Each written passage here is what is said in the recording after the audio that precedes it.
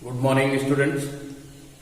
चलिए आज स्थिर विद्युत के प्रथम अंश में एक बहुत ही खास अवधारणा पर आपका ध्यान आकृष्ट करें, जो हर बार परीक्षा में पूछा जाता है। आप ये मानकर इसको पढ़ेंगे। गॉस थ्योरम का एप्लीकेशन दो तरह से आपको पूछा जाता है।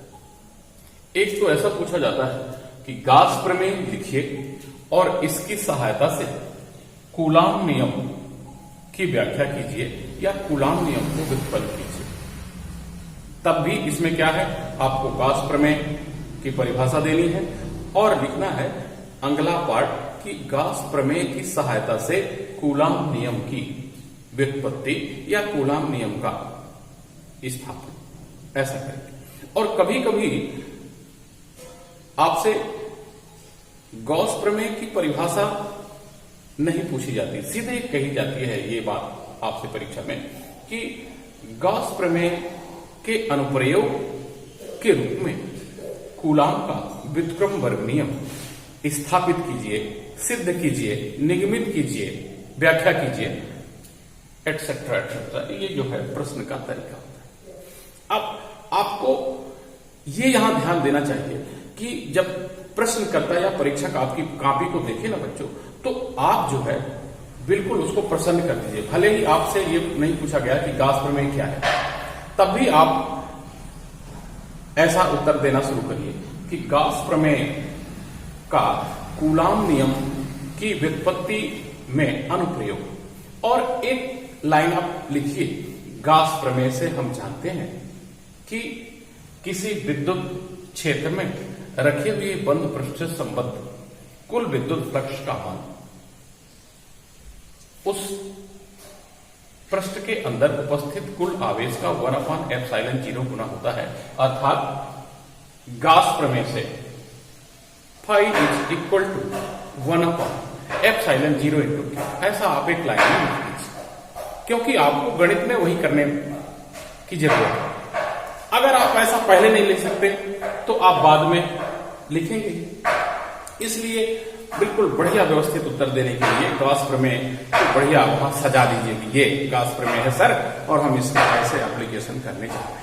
ठीक, अब आपका लक्ष्य क्या है? कूलाम नियम को व्युत्पन्न करना।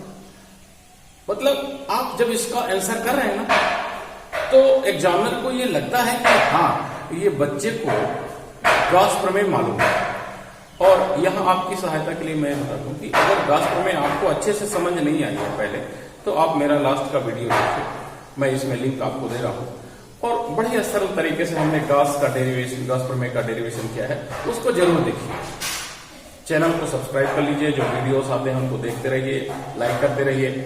ये आपको फिजिक्स को सरलता से आपके सामने उपलब्ध कराएगा, ये हम जिम्मेदारी से कहते हैं।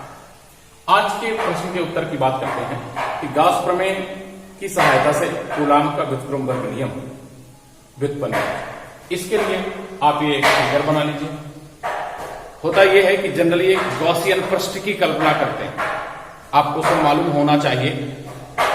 नहीं मालूम है तब भी एग्जामिनर तो नहीं जानता, आपको मालूम है, हम ये मान के चलते हैं। एक गॉसियन पृष्ठ बना लीजिए, मतलब एक पॉइंट चार्ज की कल्पना कीजिए किसी पॉइंट पर, और मान लीजिए कि वहां से r दूरी पर एक परीक्षण आवेश रखा हुआ है या एक छोटे से परिमाण का एक दूसरा बिंदु आवेश है। तो फिर आपका प्रश्न यह हो गया कि इन दोनों बिंदु आवेशों के बीच लगने वाले बल की व्याख्या कूलाम ने किस तरह से की थी, उसको आपको डिराइव करना है। यहां प्रश्न यह है कि आपको इसमें सहायता लेनी है किसकी? गॉस प्रमेय ले लीजिए। तो पहले आप इसको चित्र बनाइए और लिख लीजिए कि गॉस प्रमेय की सहायता से कूलाम का व्युत्क्रम वर्ग निगमित करने के लिए मान लेते हैं कि चित्रानुसार O पर एक बिंदु आवेश +Q है और जिससे R दूरी पर एक छोटा सा पृष्ठ रखा हुआ है और वहां पर पॉइंट चार्ज दूसरा कौन सा है? Q0 है। विद्युत क्षेत्र की तीव्रता चित्र में दर्शाए अनुसार है। तब हमें इन दोनों बिंदु आवेशों +Q और Q0 के बीच बल की गणना करनी है। अब यदि हम ये कहें कि विद्युत फ्लक्स की परिभाषा क्या है। भाई गॉस प्रमेय भी क्या देता है, विद्युत फ्लक्स को परिभाषित करता है। तो आपको क्या करना है कि परिभाषा से हम जानते हैं कि इस बिंदु, मान लीजिए इसको कोई पॉइंट भी देते हैं कि इस बिंदु P पर जो O से R दूरी पर स्थित है, यहां पर एक ऐसा सरफेस है जो इस संपूर्ण गॉसियन पृष्ठ का एक छोटा सा भाग है। तो इस बिंदु पर संपूर्ण विद्युत फ्लक्स क्या होगा, परिभाषा से विद्युत फ्लक्स की परिभाषा है सरफेस इंटीग्रेशन ऑफ किसका, E इंटू ds। आपने लास्ट टाइम देखा कि जो फ्लक्स की परिभाषा है वो क्या होती है, E into ds cos of theta होती है। यहां आप देख रहे हैं ये त्रिज्या है, त्रिज्या परिधि पर सदैव लंब होती है, यानी पृष्ठ विद्युत क्षेत्र के लंबवत रखा गया है। तो लंबवत पृष्ठ से लंबवत यानी थीटा इज इक्वल टू क्या हो जाएगा, फिर वही 0 डिग्री आ जाएगी। तो ये फाई इज इक्वल टू क्या हो जाएगा, E इंटू ds हो जाएगा। अब ये ds क्या है, P बिंदु पर आपने जो छोटे से सरफेस की कल्पना की है वो ds है, इसलिए संपूर्ण पृष्ठ से संबद्ध विद्युत फ्लक्स के लिए क्या करते हैं आप, इसका सरफेस इंटीग्रेशन कर देते हैं। वही चीज आपको यहां देखने को मिलेगी। तो ये इस संपूर्ण बंद पृष्ठ से, जिसे हम गॉसियन पृष्ठ आज कह रहे हैं, संबद्ध कुल विद्युत फ्लक्स की परिभाषा क्या हो जाती है, phi equal surface integration of E into ds। और ये बराबर हो गया, क्योंकि E जो है बाहर आपको टोटल सरफेस निकालना, तो टोटल सरफेस, अब ये गोलीय पृष्ठ, तो गोले का संपूर्ण पृष्ठ, कल भी ये बात आई थी, लास्ट वीडियो आप फिर से देख लीजिए। तो गोले का संपूर्ण पृष्ठ क्या होता है, 4 पाई r स्क्वायर होता है। E में ये 4 पाई r स्क्वायर का आपने गुणा कर दिया, तो ये एक गॉसियन पृष्ठ से संबद्ध कुल विद्युत फ्लक्स की जो अकॉर्डिंग टू डेफिनेशन है, आपने इसको कैलकुलेट करके रख दिया कि सर इस तरह से अगर विद्युत क्षेत्र में कोई गोलीय पृष्ठ रखा हुआ है, तो बिंदु आवेश से एक निश्चित दूरी r पर P अगर पॉइंट लें, तो संपूर्ण पृष्ठ से संबद्ध जो विद्युत फ्लक्स होता है वो E इंटू 4 पाई r स्क्वायर आता है। दूसरी चीज, अब यहां दूसरा तरीका मैं बता रहा हूं। अगर आपने गॉस प्रमेय को पहले से सजा के रखा है कि सर हम गॉस प्रमेय से ऐसा ऐसा जानते हैं, तो बहुत ही अच्छी बात है।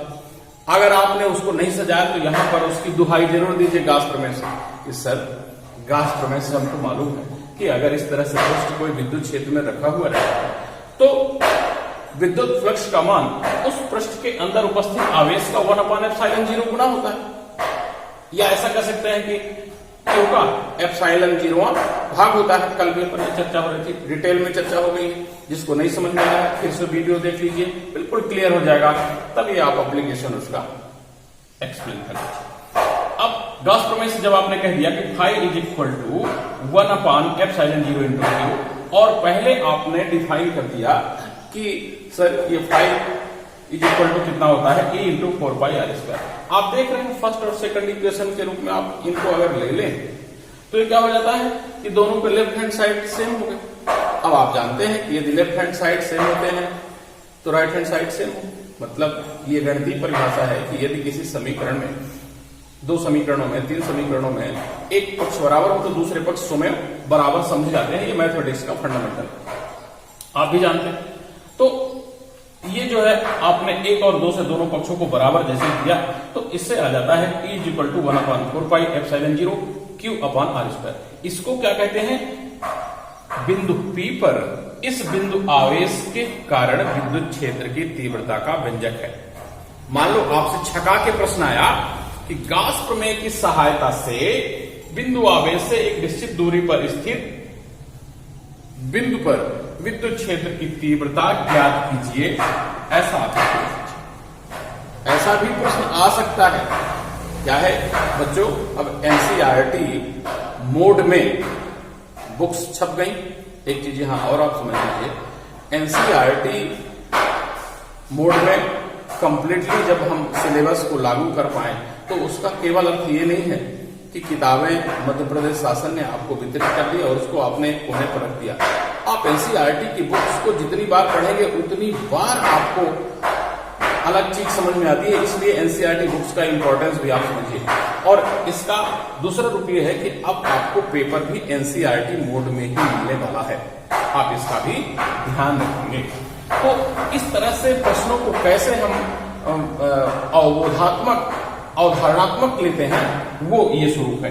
तो आपसे डायरेक्ट कूलाम का नियम न पूछकर ये भी पूछा जा सकता है कि गॉस नियम की सहायता से बिंदु आवेश से एक निश्चित दूरी पर स्थित बिंदु P पर विद्युत क्षेत्र की तीव्रता ज्ञात कीजिए। तो ये हो गई विद्युत क्षेत्र की तीव्रता, अगर इस तरह का प्रश्न आता है तो।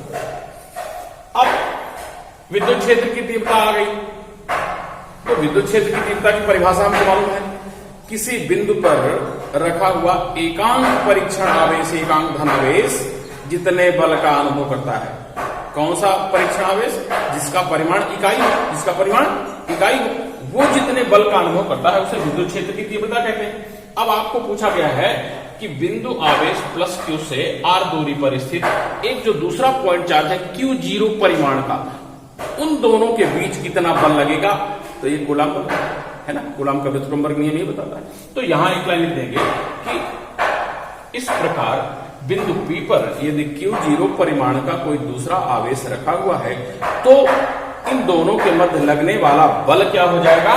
बल बराबर वही विद्युत क्षेत्र की तीव्रता गुणे आवेश का परिमाण, यानी F is equal to Q0E या E इंटू Q0। तो आपको आ जाता है 1/4πε0, ये है ही है। और इस Q में आप Q0 का गुणा कर दीजिए तो आ गया 1/4πε0 Q इंटू Q0/R²। तो इस तरह से अगर इस स्वरूप में प्रश्न आता है कि गॉस प्रमेय की सहायता से कूलाम के व्युत्क्रमवर्ग नियम को समझाइए, व्याख्या कीजिए, व्युत्पन्न कीजिए, कैसे डिराइव करते हैं, तो ये हो जाता है F is equal to 1/4πε0 into Q0/R²। और नीचे लिख दीजिए यही कूलाम के व्युत्क्रमवर्ग का नियम है। That's all. आगे अपन दूसरे विषय पर चर्चा करेंगे। और बच्चों, अगला पार्ट भी बहुत इंपॉर्टेंट है। अगला पार्ट परीक्षा में बिल्कुल डायरेक्ट हिट होता है, मतलब स्थिर विद्युत जो है दो भागों में विभाजित है। तो उसका पहला अंश ये इस तरह से संपन्न होता है और दूसरे अंश में विभव की बात हम करते हैं। बहुत ही इंपॉर्टेंट चैप्टर है और ये जो अंश है अपन दूसरे अगले वीडियोज में देखेंगे। आप तैयार है अगला वीडियो देखने के लिए, विद्युत विभव एवं धारा। धन्यवाद।